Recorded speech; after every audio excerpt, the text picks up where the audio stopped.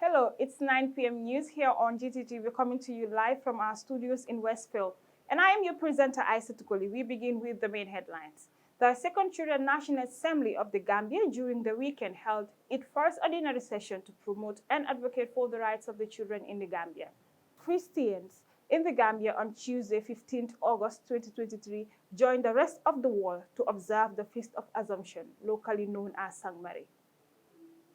As part of efforts to build the capacity of its facilitators, the Institute for Social Reformation and Action holds a two-day training for teachers who are helping children to get knowledge on basic illiteracy and numeracy education. A Gambia Army officer on 11th August 2023 completed a cadet course at the British Royal Navy Academy. Nigerian military helicopter has on Monday crashed from an ambush attack while on the way to rescue wounded soldiers in central Niger state. These and many other local and international news follow shortly.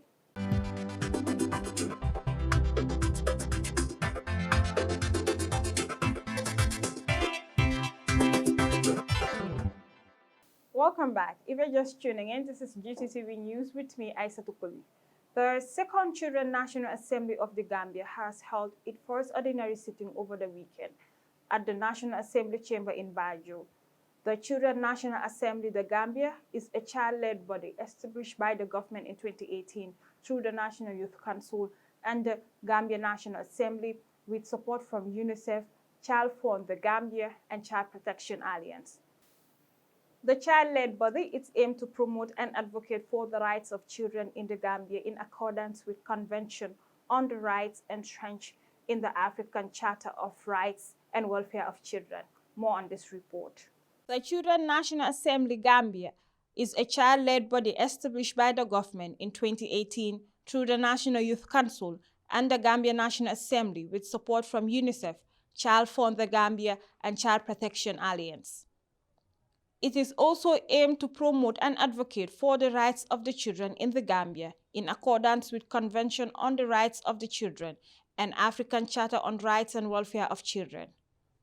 The new legislative sitting of the Children National Assembly kicked off with a professional-led election of their speaker, presided over by the officials of the Independent Electoral Commission, that saw 105, including 43 males and 63 females and 2 differently abled children, drawn across the country votes. Interesting election among 3 candidates. Lamin Jawo was elected as the new Speaker of the Children National Assembly over his fellow contestants, Seni Danjo and Awa Jallow, with over 50% of the votes.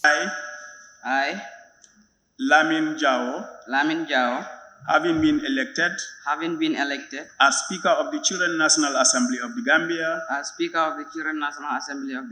do hereby swear that I shall be faithful and bear true allegiance to the children of the Gambia, that I shall execute the functions of member of the Children National Assembly without fear or favor, affection or ill will. Of the Children National Assembly of the Gambia without fear or favor or affection or ill will. Her welcoming remarks, the First Lady of the Republic of the Gambia, Fatoumata Barbaro, assured her commitment to the protection and promotion of children in the Gambia. She also promised to work closely with the Children National Assembly to promote and advocate for their welfare. As the First Lady and mother of all children in the Gambia, I am committed to the protection and promotion of children in the country. My office and foundation will work closely with the Children National Assembly, the Gambia, to promote and advocate the welfare of all children. I want to assure you of my office commitment and support to work with all of you throughout your tenure. The Minister of Youth and Sports, Bakari Waibaji, also commit to support in the operations of the Children National Assembly and tasked the young parliamentarians to hold them to account. I want to commit that on my behalf and on behalf of the ministry and by extension the government, we would continue to work with you as SNAC of the Gambia, to do our part in supporting your activities and your operations where necessary. But we will also want to task you to keep holding us to account, to ensure we do what is expected in ensuring that we hand over to you a country that is better than we found it right now. Fatu Kinte, Minister of Gender, Children and Social Welfare, assured her ministry's commitment in ensuring that children's rights are protected and promoted as entrenched in both domestic and international instruments. Giving children a voice within a child protection system means setting a mechanism like the Children's Assembly that we have, where children will interact and dialogue with policymakers in advancing the rights of children across the country. I wish to assure you, the National Assembly of Children, of the full support of the Ministry of Gender, Children and Social Welfare in all of your work to ensure the protection and promotion of the rights of children across the Gambia. The UNICEF representative, OIC, also highlighted the importance of the Children's National Assembly, Gambia. The very purpose for which every child in these chambers is here today is hope. Hope in the efficacy of their voices to inspire change. Hope in the promise of a better tomorrow, where every child can survive, thrive, and reach their full potential. Hope in a society that puts children first.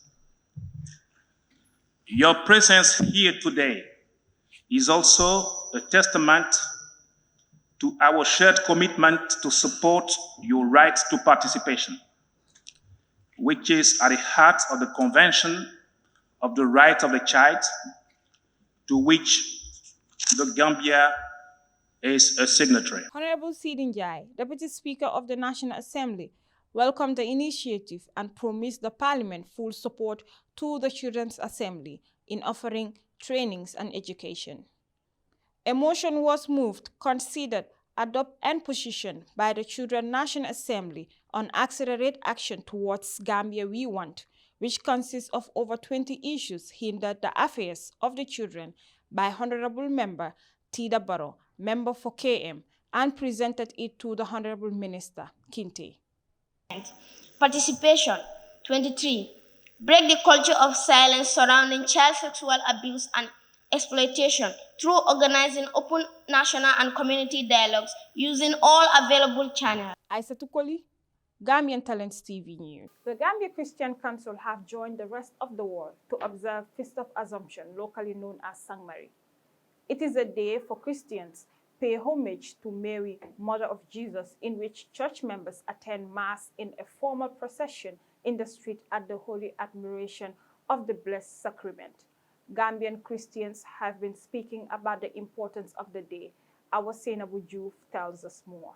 The day kicks off with a heavy downpour of rain, mostly in the whole of the country, which are usually seen as a blessing, as Christian denominations brim their respective churches for mass attendance. Speaking to some Christians about the importance of the day, describe it as very important to be celebrated because it spiritually makes one to get back Jesus and his mother Mary.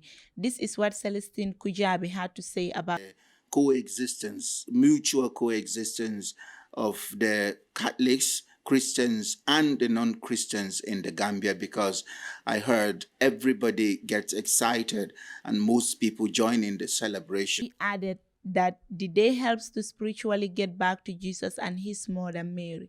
Feast of Mary, who is cherished in the Catholic Church, the mother of our Lord Jesus Christ.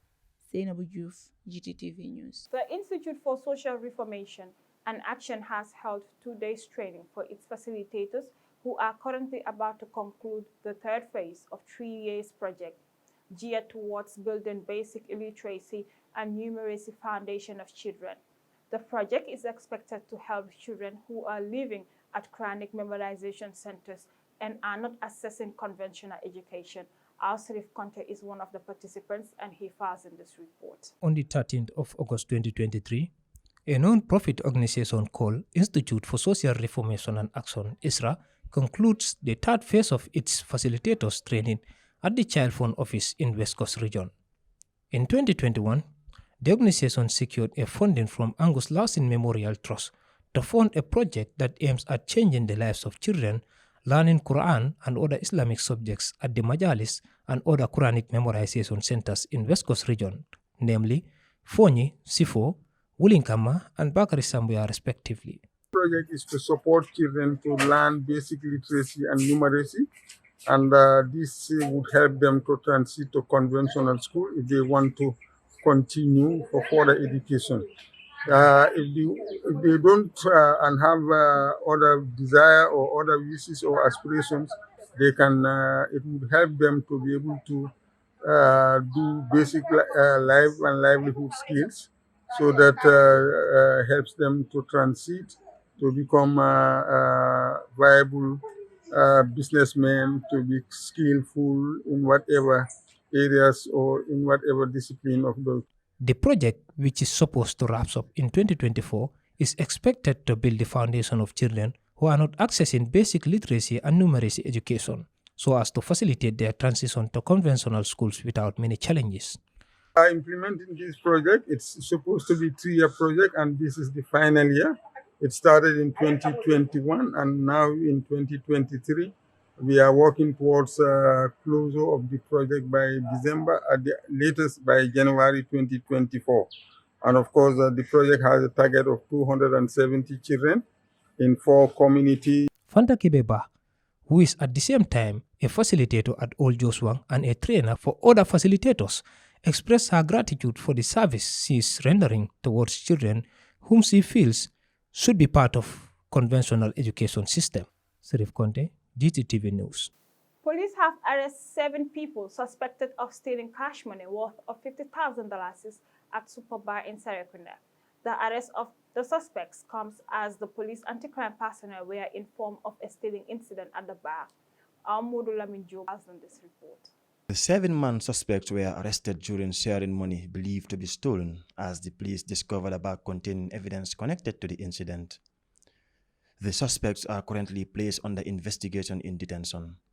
According to the police, the bag contains a GT Bank receipt indicating a transaction of $50,000, a birth certificate, 4 passport-size photos, an ID card, a Gambian voter's card, and a GT Bank book, all bearing the name of Mariama Jadama. However, the police now urge the public to remain vigilant and promptly report any suspicious activities to the nearest police station. Reporting for Gttv News, I am Modlevin Job. A young Gambian Army officer, Aliu Gassama, has graduated at the prestigious British Royal Army Academy in Sandhurst, United Kingdom, after completing an elite training course. The young officer has earned much praises from Gambians, including the Gambia Armed Forces and the British High Commissioner in UK. Modula Minjo again. Aliu Gassama has been praised for his courage during his stay at the British Royal Military Academy that boasts of training elite forces across the world.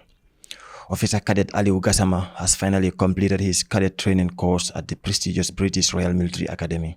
The Gambia Armed Forces has expressed delight about the young officer's dedication, commitment, and determination to have completed what the force described as a tough and a challenging course. He has been also described as an example of what young soldiers can accomplish with the right opportunity to acquire modern skills in military training. In attendance at his graduation ceremony of the energetic young officer cadet in the UK, Her Excellency Dr. Fatoumata Bensouda, Gambian High Commissioner to London, and her staff, who they commended for his brilliance and dedication. Reporting for Gttv News, I am Modlevin Job. To sports now, the Gambia Football Federation has appointed Yaya Mane as the head coach of the Gambia Women's Senior National Team. Here is the full statement of GFF, which reads as follows. The Gambia Football Federation is delighted to announce that we have appointed Mr. Yaya Mane of Lamen as head coach of Women's Senior National Team effective on Monday, 14th of August 2023. Mr. Mane, until his recent appointment, was the former assistant coach of Gambia Under-20 team that reached the round of 16 knockout phase of the FIFA Under-20 World Cup in Argentina under head coach Abdoulaye Boja. Yaya Mane is tasked to rebuild and reshape the women's national team. His first assignment will be to lead the national team for the forthcoming Africa Women's Cup of Nations qualifiers against Namibia in September. Mane holds a CAF C and B coaching license and is a specialist in youth player development and coaching, as was his area of study in the UK, where he attained FA Youth Model 1 and 2 qualifications. He also attained RFA Olympic Solidarity Level 3 in coaching, besides being certified as a coach instructor at the end of GFF instructors. Yaya Mane is the founder and head coach of KGH Sports Academy and Club. He was the former assistant and head coach of Elites United, Brufut United, Lamini United, Steve Biko, and Benford FC Under-21 Academy. He won awards with the Gambia Young Scorpions at WAFU Zone A and CAF tournaments while serving as assistant coach under Matar Mboj and Abdoulaye Boja. Respectively, Yaya Mane will be assisted by Mariama Bomsow as his immediate assistant, while Abuko United coach Omar Cham will serve as trainer, and Adam Ajata of GAF to remain as goalkeeper coach. Mane and his backroom staff are expected to start off technical preparation next week ahead of the qualifiers. The team will train at the National Technical Training Center in Yundum on a regular basis. The release ends. Well, from that press release from the GFF, and congratulations to Yaya Mane and his entire team. Well, we now take our first break. When we come back, we look at the international scene.